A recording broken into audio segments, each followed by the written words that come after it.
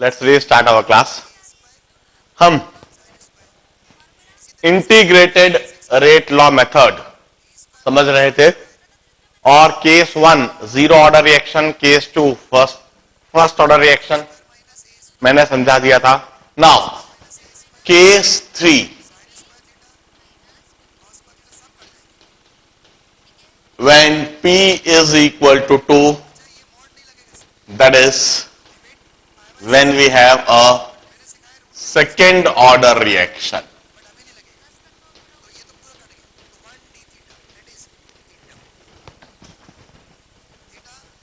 We have got a second order reaction. Second order reaction में क्या होगा? Minus d by d t is equal to k a square.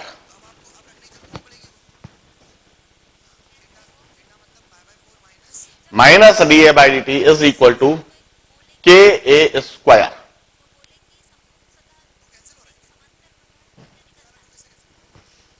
Rate is directly proportional to a square. P is equal to 2. इस case में if we plot for rate versus a, यह graph हम already बना चुके हैं for second order reaction. Rate versus a, y is equal to k x square. It's a equation of parabola. It would be a parabolic curve like this.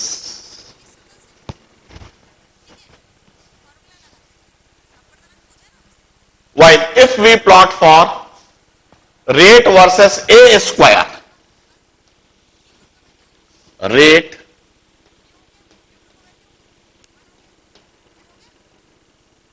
versus a square. In this situation, y rate की जगह minus g a by d t, y is equal to k x, x की जगह a square. It's a straight line like this with slope is equal to k.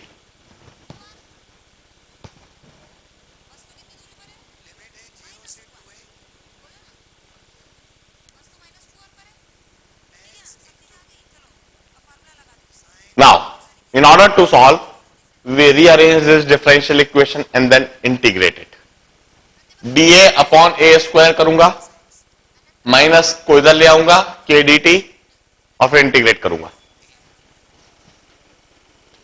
dA upon a square equal to minus k dt.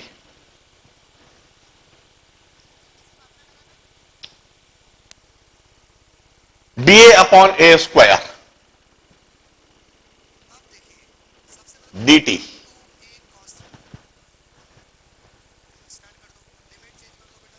we integrated on both the side. Integrate करते समय हम इसी समय limits भी identify करते हैं और substitute कर देते हैं. At zero time a is a naught. Initially zero time पर a is a naught and after time t a is some a. At zero time a is a naught and after time t a is equal to a.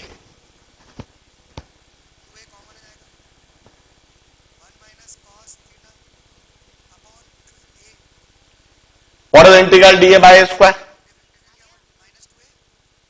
What is the integral dA by a square? It's minus 1 upon a from a naught to a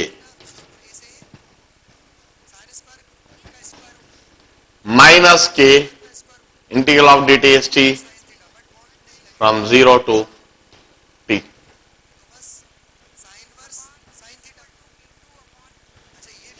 minus cancel, limits रख दो. 1 upon a minus 1 upon a naught is equal to k t minus 0. 1 upon A is equal to 1 upon A naught plus KT.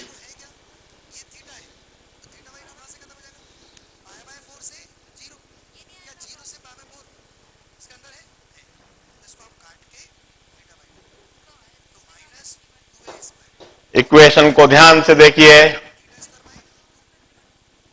और फिर इस equation को देखकर बताइए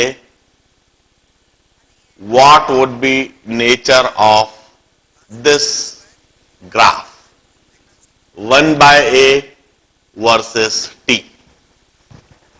If we plot for reciprocal of A 1 by A versus T,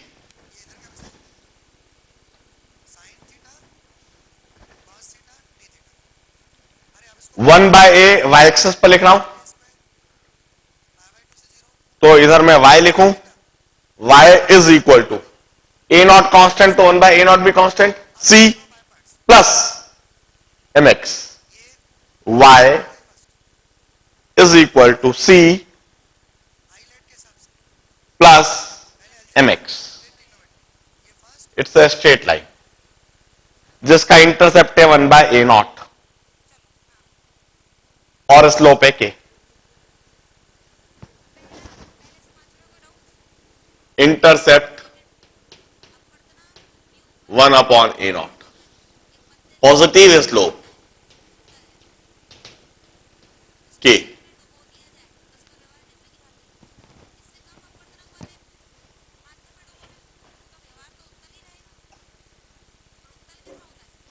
मैं इस equation को rearrange करता हूं 1 upon a is equal to 1 plus k t a naught upon a naught और a is equal to a naught upon 1 plus k t a not.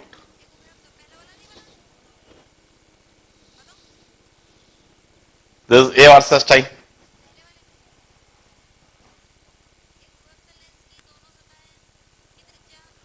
If we plot for A versus time, यदि हम A versus time plot करें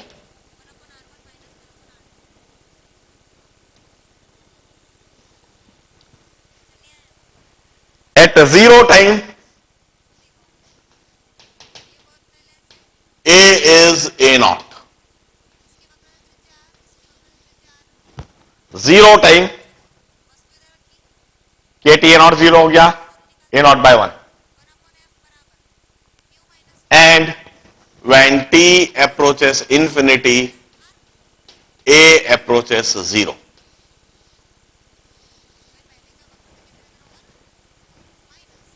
यह graph कुछ इस तरह से होएगा. एक्सपोनेंशियल डीके जैसा दिखेगा जरूर मगर एक्सपोनेंशियल डीके है नहीं है. एक्सपोनेंशियल डीके नहीं है, कुछ इस तरह से नीचे कम होता हुआ दिखेगा और इनफाइनाइट टाइम के बाद ए 0 होगा.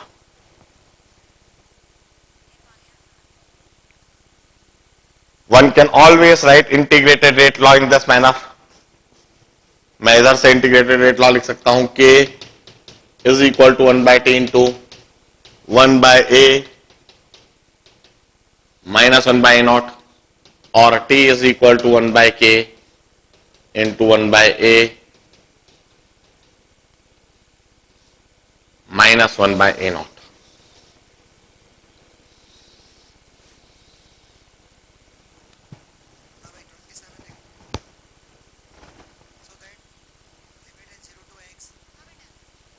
इस इक्वेशन से लिखा है मैंने के नीचे ले आया, कभी टी नीचे ले आया, इंटीग्रेटेड रेट लॉ.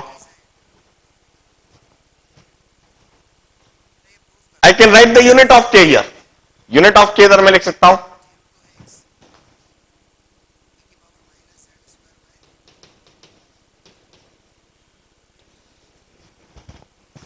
मोल पर लीटर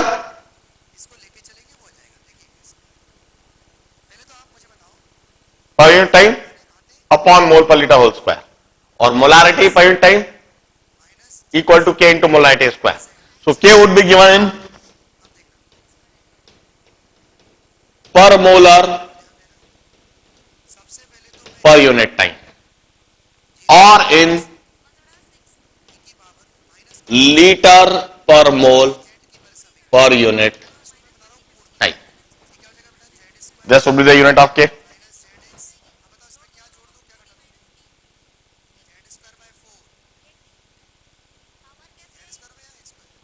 इधर भी हम एक हाफ लाइफ का कंसेप्ट लिख जरूर सकते हैं,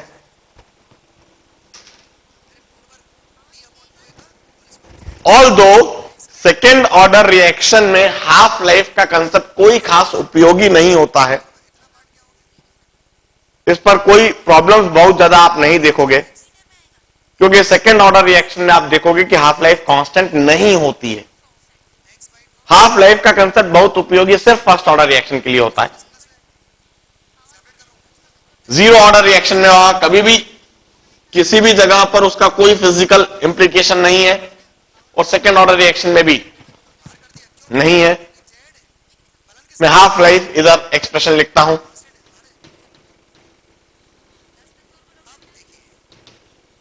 half life T half, T would be equal to T half when A becomes A naught by 2. इस कंडीशन को अप्लाई करूंगा, T would be half life when A becomes A naught by 2. इस equation में रख देता हूं, या इस इक्वेशन में रख देता हूं।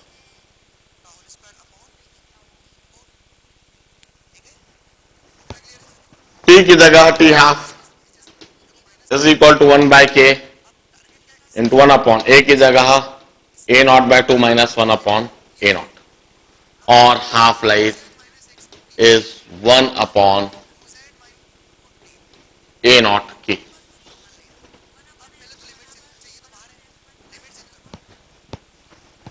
There is the half life, and observe that half life is inversely proportional to initial concentration. Half life is not a constant. जैसे जैसे रिएक्शन आगे प्रोसीड करेगी, कंसंट्रेशन कम होता जाएगा, तो हाफ लाइफ बढ़ती जाएगी, रिएक्शन की स्पीड कम होती जाएगी। This is case 3, that is P is equal to 2 और second order reaction.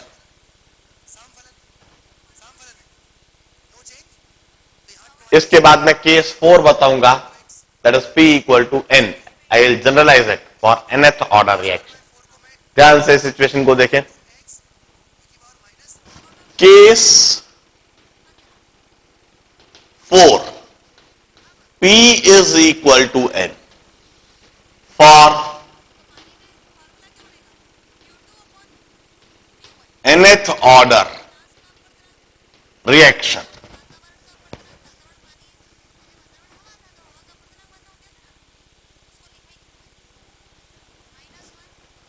Minus dA by dt is equal to K into A raised to power N.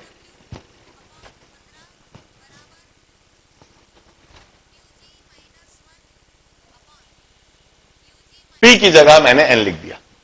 सबसे पहला graph, rate versus A raised to power N।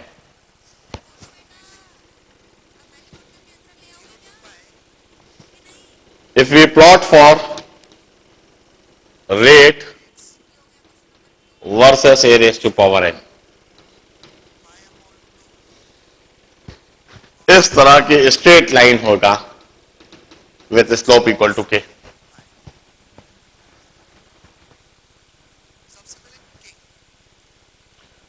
दोबारा मैं rearrange करके integrate करूंगा। Rearrange करते समय एक सिंपल सा रूल है कि dA के साथ A के सारे फंक्शंस, A की सारी टर्म्स रख ली जाए। दूसरा वेरिएबल टाइम है, टाइम को दूसरी तरफ रखा जाए। इक्वेशन को, डिफरेंशियल इक्वेशन को इस तरह से रीअरेंज करके फिर इंटीग्रेट कर देते हैं। dA upon A raise to power N is equal to minus K dt। इस तरह से डिफरेंशियल इक्वेशन को रीअरेंज कर ली। अब दोनों तरफ हम इंटीग्रेट करेंगे, माइनस के कांस्टेंट है, स्टैंडर्ड रूल हर जगह में ऐसे ही करते चले आ रहे हैं, और लिमिट्स भी रख देते हैं। लिमिट्स में हमेशा लोअर लिमिट 0 टाइम जिस पर initial concentration a naught, upper limit any random time जिस पर कंसंट्रेशन ए, 0 टाइम पर concentration a naught, t time पर concentration a. D upon a raise to power n means a raise to power minus n d a. It's integral is a raise to power minus n plus 1 upon minus n plus 1 from a naught to a is equal to minus के T from 0 to T.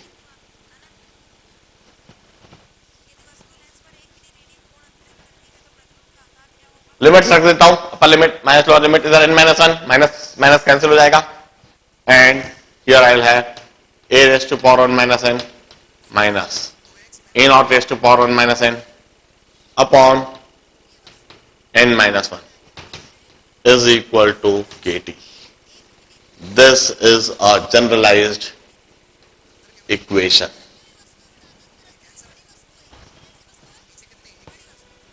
A generalized equation.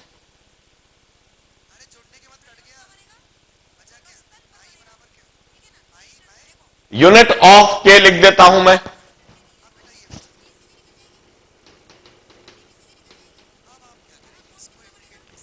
इधर मैं लिखूंगा मोल per litre per unit time is equal to k into mole per litre to the power n.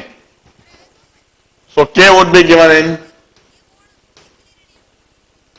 mole per liter to the power 1 minus n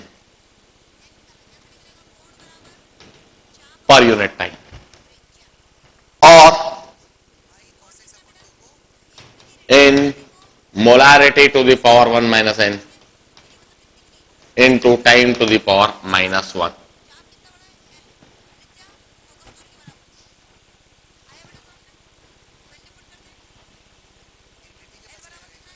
We conceptualize, we define half life.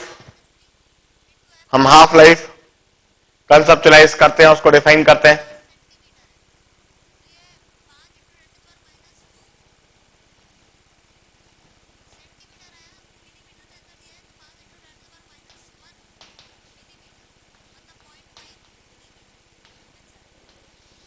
half life denoted by t half. The concept says time would be half life when a becomes a naught by 2. जब a की value a naught by 2 रह जाती है तब जो time है वो half life कहलाता है। इस कंडीशन को मैं इस इक्वेशन में सब्स्टिट्यूट कर देता हूं, k t half is equal to a की जगह a naught by 2 to the power 1 minus n minus a naught upon n minus 1.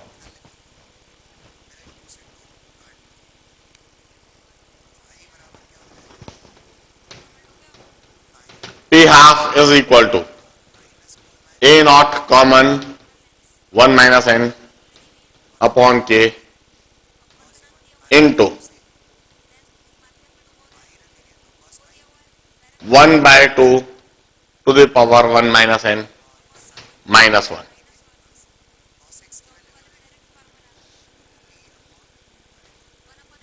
Sir हाँ, आपने जो ऊपर टी की वो हाफ लिखा है इस क्वेश्चन में, उधर ए नॉट के ऊपर भी पावर 1 माइनस एन आएगी ना? हाँ बिल्कुल सही, आप बिल्कुल सही बोल रहे हैं, इधर भी a नॉट की पावर 1 माइनस n आएगी और a naught to the power 1 minus n common आ गया। बिल्कुल सही, परफेक्ट। आई एम ग्लैड कि आप इतने अलर्ट हो, thank you.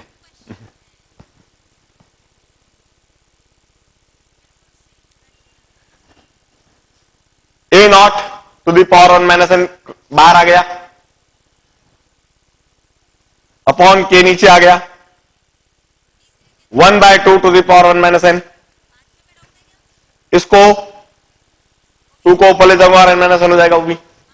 So t half finally I would write the expression as 2 to the power n minus 1 upon n minus 1 into a naught to the power 1 minus n by k.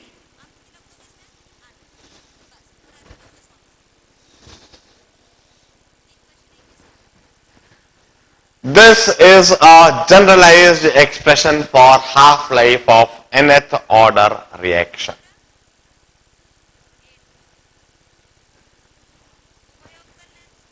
ध्यान से देखिए, मैं इस half life के expression को check करता हूं. मैं एक टेबल ड्रॉ कर रहा हूं.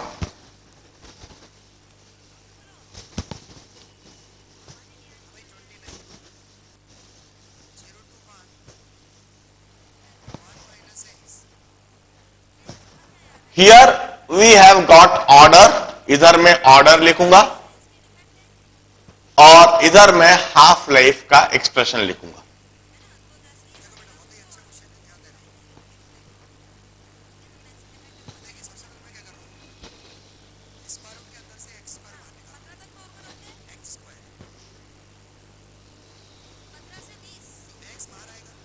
If we have nth order reaction,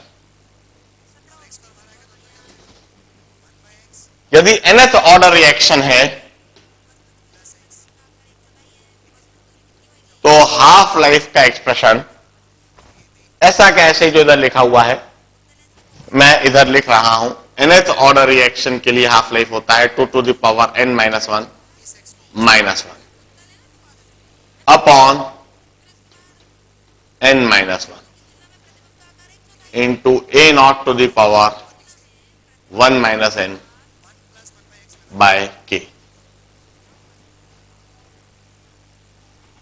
I hope you have got no objection when I read this. मैंने प्रूव कर दिया, डिराइव कर दिया, ऐसा कैसे लिखा है. If we have zero order reaction, यदि जीरो ऑर्डर रिएक्शन हो, substitute n is equal to 0.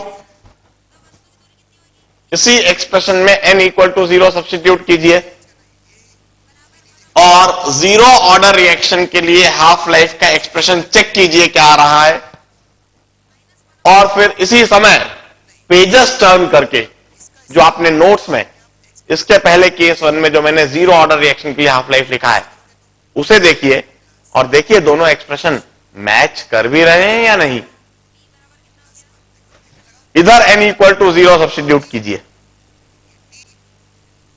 और देखिए हाफ लाइफ का एक्सप्रेशन क्या आ रहा है. और पेजेस टर्न करके केस 1 जो जीरो ऑर्डर लिखा था हमने वहां पर हाफ लाइफ का एक्सप्रेशन देखिए और वेरीफाई कीजिए कि वहां पर भी हाफ लाइफ का expression a naught by 2k लिखा था और इधर भी n इक्वल टू 0 सब्स्टिट्यूट करने पर a नॉट बाय 2k ही आ रहा है. It means zero order reaction के लिए यह एक्सप्रेशन यह इक्वेशन होल्ड करता है. फॉर सेकेंड ऑर्डर रिएक्शन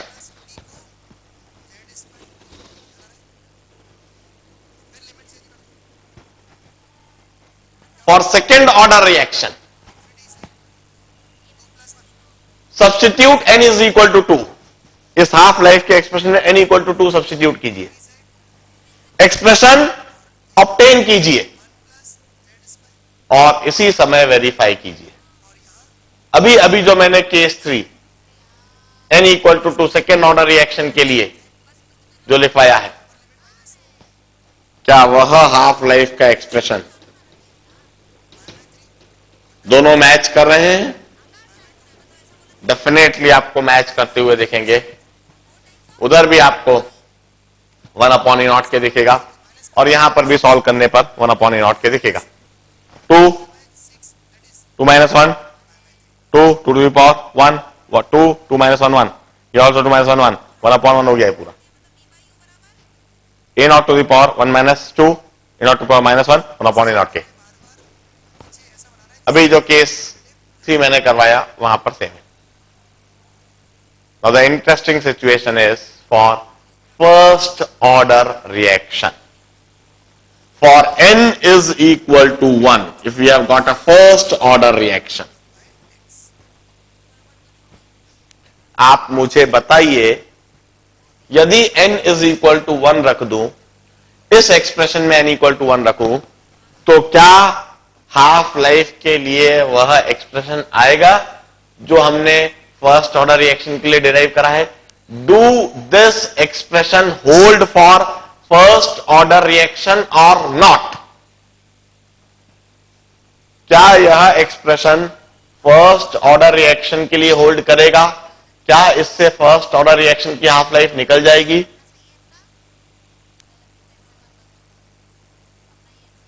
हाँ सर. सोच समझकर बताइए.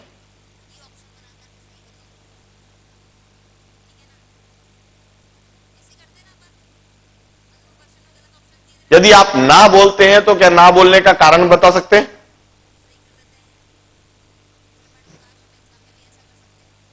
सर नो, बिकॉज वो कांस्टेंट है, कोई हाफ लाइफ जो है उसकी फर्स्ट ऑर्डर रिएक्शन की कोई कांस्टेंट है. देखिए, फर्स्ट ऑर्डर रिएक्शन की हाफ लाइफ कांस्टेंट है. यह वजह नहीं हो सकता कि यह एक्सप्रेशन होल्ड नहीं करे. There must be some other reason. क्या इसको सॉल्व करके कांस्टेंट वैल्यू नहीं आएगी? Let me tell you, this expression even hold for first order reaction. यह एक्सप्रेशन फर्स्ट ऑर्डर रिएक्शन के लिए भी होल्ड करेगा. We need to apply the concept of limits. Let's substitute n minus 1 is equal to h. हम n minus 1 is equal to h substitute कर देते हैं, and let's rewrite the expression for half life like this. It's 2 to the power h minus 1 upon h. 2 to the power h minus 1 upon h into a naught to the power minus h by k. सबसे पहले हम यह substitute करके half life के expression को ऐसे लिख लें. अब मैं कहता हूं, when n approaches 1, जब फर्स्ट ऑर्डर रिएक्शन होगा n approaches 1, in that situation h approaches 0. n minus 1, h approaches 0.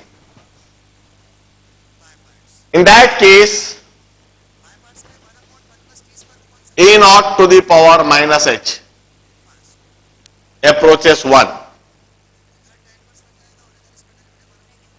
In that case, 2 to the power h minus 1 upon h. The concept of limits says that this thing would approach ln 2.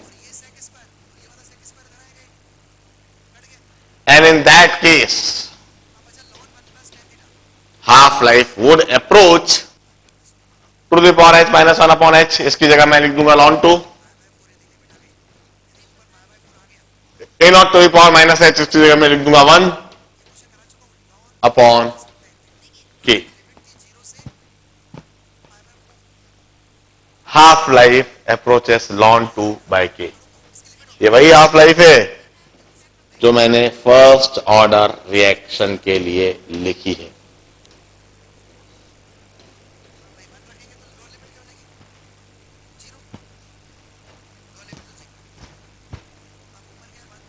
I mean to say, यह expression even first order reaction के लिए भी hold करता है. Half life इस case में ln 2/k ही आती है, मतलब 0.693/k ही आती है।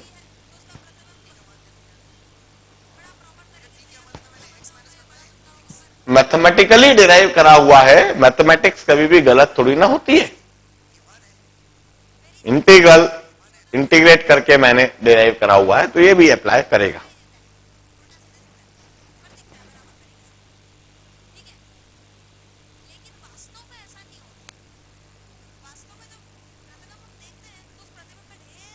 That's integrated rate law method in order to analyze effect of concentration. आज के लिए मैं इतना ही कराता हूं। इसके बाद मैं effect of temperature, effect of catalyst परसों समझाऊंगा। कोई डाउट पूछना चाहते हैं पूछिए। हाँ हाँ चालू है माइक। हाँ, 2h-1/h = ये लिमिट्स का कंसेप्ट है।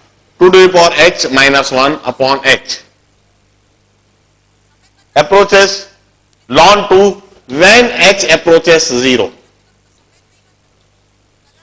क्यों ना इसको मैथमेटिक्स की क्लास में आज ही डिस्कस कर लो, एक सर से या आरसी सर से। 2⁻h-1/h as h approaches 0, it always approaches ln 2। 3⁻h-1/h